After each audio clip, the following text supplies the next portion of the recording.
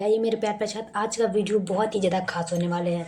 और आज की इस वीडियो में हम बात करने वाले हैं चैप्टर नंबर 5 का। चैप्टर नंबर 5 का बात करने वाले हैं चुंबक तत्व एवं द्रव। क्या बात करने वाले हैं? चुंबक तत्व एवं द्रव।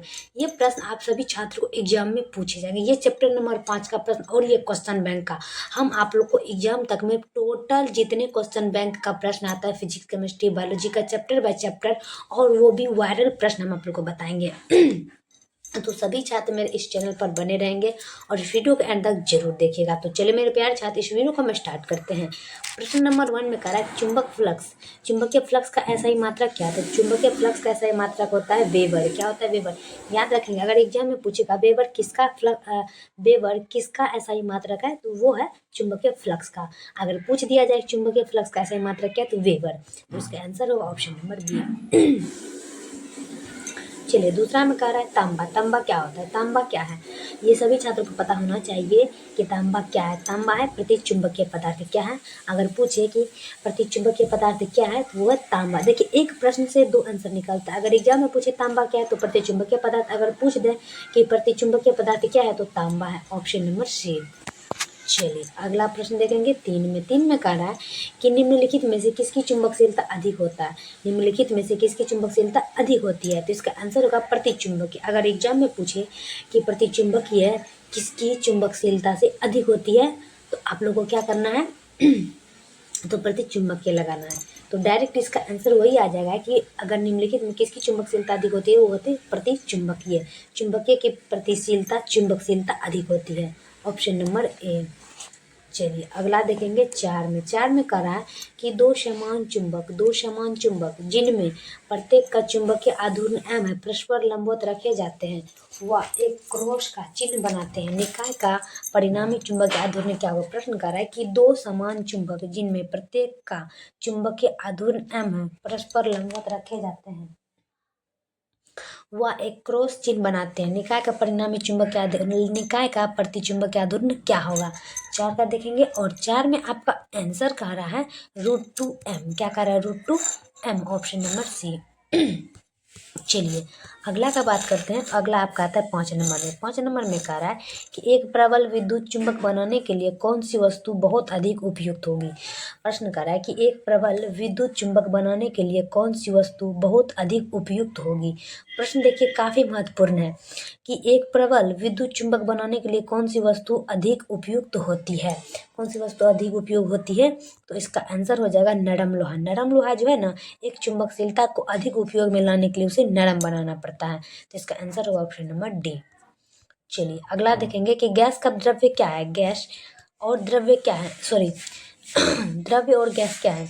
द्रव्य और गैस है लौ चुंबकीय पदार्थ नहीं होते, यानी कि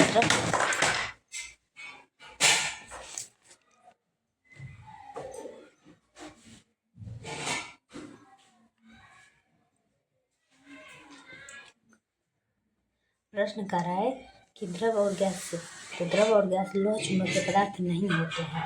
इसका आंसर क्या होगा? Option number A. चलिए अगला देख लेंगे।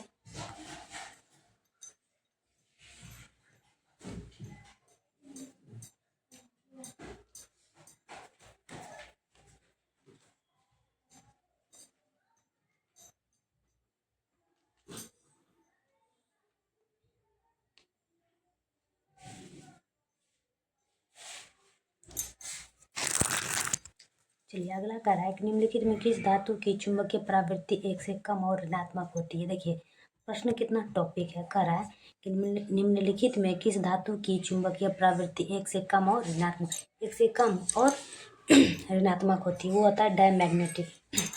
डायमैग्नेटिक जो है ना, 1 से कम चुंबक प्रवृत्ति और कम से और ऋणात्मक होती है। तो इसका आंसर होगा ऑप्शन नंबर सी।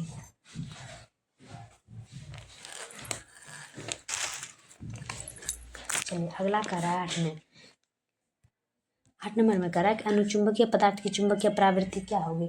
अनुचुंबकीय पदार्थ की चुंबकीय प्रवृत्ति क्या होगी? प्रश्न कर रहा है कि अनुचुंबकीय पदार्थ की चुंबकीय प्रवृत्ति क्या होगी? याद रखेंगे, अनुचुंबकीय पदार्थ की चुंबकीय प्रवृत्ति क्या होगी? 8 का आपका आंसर हो जाएगा स्थिर। क्या होगा? स्थिर। तो इसका आंसर लगाना ऑप्शन नंबर ए में स्थिर। निकेल क्या है? याद रखेंगे निकेल क्या है। 9 का देखेंगे निकेल क्या है, तो निकेल हो जाएगा अनुचुंबकीय। क्या होगा? अनुचुंबकीय। याद रखेंगे निकेल क्या है, अनुचुंबकीय पदार्थ। तो इसका आंसर होगा ऑप्शन नंबर बी। चलिए अगला देखेंगे हम 10 का। 10 में कह रहा है कि चुंबक के दो ध्रुवों के बीच की दूरी को क्या कहते हैं? चुंबक के दो ध्रुवों के बीच की दूरी को क्या कहते हैं? चुंबकीय लंबाई। क्या कहते हैं? याद रखेंगे, एग्जाम में पूछेगा कि चुंबक के दो ध्रुवों के बीच की दूरी को क्या कहते हैं? तो चुंबकीय लंबाई। Option number A. चलिए अगला देखेंगे 11 में कि लौह चुंबकीय क्या है? लौह चुंबकीय क्या है? तो लौह चुंबकीय है 770 डिग्री सेल्सियस के नीचे तापक्रमों पर, यानी कि 770 डिग्री सेल्सियस के नीचे तापक्रमों पर लौह चुंबकीय है। Option number D. चलिए अगला देखेंगे हम 12 का। 12 में कह रहा है कि क्यूरी तापक्रम के ऊपर लौह चुंबकीय पदार्थ हो जाते हैं। क्यूरी तापक्रम के ऊपर लौह चुंबकीय पदार्थ हो जाते हैं। याद रखेंगे कि क्यूरी तापक्रम के ऊपर लौह चुंबकीय पदार्थ हो जाते हैं। 12 का आपका आंसर हो जाएगा परमैग्नेटिक। क्या होगा? परमैग्नेटिक। प्रश्न कर रहा है कि क्यूरी तापक्रम के ऊपर लौह चुंबकीय पदार्थ हो जाते हैं परमैग्नेटिक। Option number A. 13 का कि वायु की चुंबकीय प्रवृत्ति होती है। वायु की चुंबकीय प्रवृत्ति होती है। ऑप्शन नंबर क्या लगा देंगे? आप लोग बताएंगे कि वायु की प्रवृत्ति चुंबकीय होती है तो शून्य। क्या होगा? शून्य। वायु की चुंबकीय प्रवृत्ति होती है शून्य। Option number C. चलिए 14 का कि निम्नलिखित में से डायमैग्नेटिक कौन है? निम्नलिखित में से डायमैग्नेटिक कौन है? 14 का देखेंगे निम्नलिखित में से डायमैग्नेटिक कौन है? Helium. He helium. Option number D. 15 का। 15 में कह रहा है कि एक छड़ चुंबक के मध्य बिंदु से चुंबक की लंबवत रेखा पर स्थित किसी बिंदु पर डैश होती है। कि एक छड़ चुंबक के मध्य बिंदु से चुंबक की लंबाई रेखा पर स्थित किसी बिंदु पर डैश होती है। 15 का देखेंगे और 15 में कह रहा है कि चुंबकीय विभव शून्य होता है। चुंबकीय विभव शून्य होता है। ऑप्शन नंबर बी लगाएंगे हम, चुंबकीय विभव शून्य होता है। चलिए 16 में देखेंगे आप लोग का जो 2026 का क्वेश्चन आएगा ना वो बहुत ही ज़्यादा गर्दा आएगा मेरे प्यार छा। तो इस वीडियो को शेयर करिएगा ताकि आप लोग को नए अंदाज में 2026 में हम आप लोग के नए वीडियो लाएंगे। चलिए 16 में देखेंगे कि यदि किसी चुंबक को चुंबकीय याम्योत्तर की दिशा में इस प्रकार रखा जाए कि उसका उत्तरी ध्रुव उत्तर की ओर हो, तब उदासीन बिंदुओं की संख्या क्या होगी? प्रश्न करा कि यदि किसी चुंबक को चुंबकीय याम्योत्तर की दिशा में इस प्रकार रखा जाए कि उसका उत्तरी ध्रुव उत्तर की ओर हो, तब उदासीन बिंदुओं की संख्या होगी। 16 का आंसर हो जाएगा आपका 2। क्या होगा? 2। प्रश्न कितना महत्वपूर्ण है और इसका आंसर बहुत आसान, 2।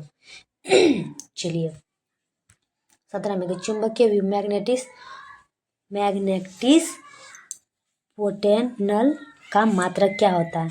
चुंबकीय विभव का मात्रक क्या होता है? चुंबकीय विभव का मात्रक क्या होता है? तो चुंबकीय विभव का मात्रक होता है JA-1 metre -1, JA-1 metre -1। Option number B. चलिए 18 का देखेंगे कि निर्वात या हवा की चुंबकशीलता UO का मान होता है। निर्वात या हवा की चुंबकशीलता UO का मान होता है 4 पाई गुना 10⁻7 हेनरी बटे मीटर। क्या होगा? ये याद रखना है कि निर्वात में हवा की चुंबकशीलता UO का मान क्या होता है? तो 4 पाई गुना 10⁻7 हेनरी बटे मीटर। Option number A. 19 का कि पृथ्वी की ध्रुव पर नमन डिप का मान क्या होता है? पृथ्वी की ध्रुव पर नमन डिप का मान क्या होता है? 90 डिग्री। ये सभी छात्र को पता होगा कि पृथ्वी की ध्रुव पर नमन कोण का मान 90 डिग्री होता है। Option number B. चलिए 20 में कि पृथ्वी की लंबवत रेखा पर निर्बाध लटकी चुंबकीय सुई है। कि पृथ्वी की विषुवत रेखा पर निर्बाध लटकी चुंबकीय सुई है। 20 का आपका आंसर कह रहा है कि क्षैतिज रहती है। क्या कहती है? क्षैतिज रहती है। तो इसका आंसर होगा ऑप्शन नंबर सी, क्षैतिज रहती है।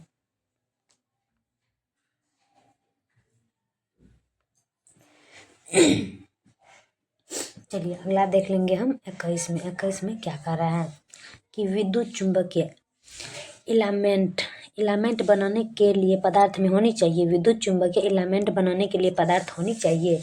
ये आपका जगह उच्च चुंबकीय प्रवृत्ति, मतलब उच्च चुंबकीय प्रवृत्ति जो है इलामेंट बनाने के लिए काम आते हैं। जिसका आंसर होगा ऑप्शन नंबर ए। चलिए 22 में कि M चुंबकीय आघूर्ण वाले छड़ लंबत को 2 समान टुकड़े में तोड़ा जाता है। प्रत्येक नए टुकड़े का चुंबकीय आघूर्ण क्या होगा? प्रश्न करा कि M चुंबकीय आघूर्ण वाले छड़ चुंबक को 2 समान टुकड़ों में तोड़ा जाता है तो प्रत्येक नए टुकड़े का चुंबकीय आघूर्ण क्या होगा? प्रत्येक नए टुकड़े का चुंबकीय आघूर्ण क्या होगा? तो चलिए हम जानते हैं 22 में प्रत्येक नए चुंबकीय का आघूर्ण क्या होगा। 22 का आपका हो जाएगा m/2। क्या होगा? m/2 मतलब 2 टुकड़ा, तो m/2 ऑप्शन नंबर बी। चलिए अगला देखेंगे 23 में कि चुंबकीय द्विध्रुव आघूर्ण एक सदिश राशि जो निर्दिष्ट होती है। प्रश्न कह रहा है कि चुंबकीय द्विध्रुव आघूर्ण एक सदिश राशि है जो निर्दिष्ट होती है, तो ये कह रहा है कि दक्षिण से ध्रुव, उत्तर के ध्रुव, दक्षिण से उत्तर के ध्रुव, ऑप्शन नंबर ए लगाएंगे, दक्षिण से उत्तर के ध्रुव, ऑप्शन नंबर ए। 24 का लास्ट देखेंगे कि एक तार जिसका चुंबकीय द्विध्रुव आघूर्ण m तथा लंबाई l है, तो को त्रिज्या r के अर्धावृत्त के आकार में मोड़ा जाता है, तो नया द्विध्रुव आघूर्ण क्या होगा? प्रश्न कर रहा है कि एक तार जिसका चुंबकीय द्विध्रुव आघूर्ण m तथा लंबाई l है, तो त्रिज्या r के अर्धावृत्त के आकार में मोड़ा जाता है, तो नया ध्रुव आघूर्ण क्या होगा? तो इसका आंसर जो है ना वो आपका हो जाएगा 2m/r। फाइनली मेरे प्यार साथी ये वीडियो कैसा लगेगा आप लोग हमें कमेंट में ज़रूर बताएंगे, और तब तक के लिए हम नेक्स्ट वीडियो में मिलते हैं। जय हिंद, जय भारत।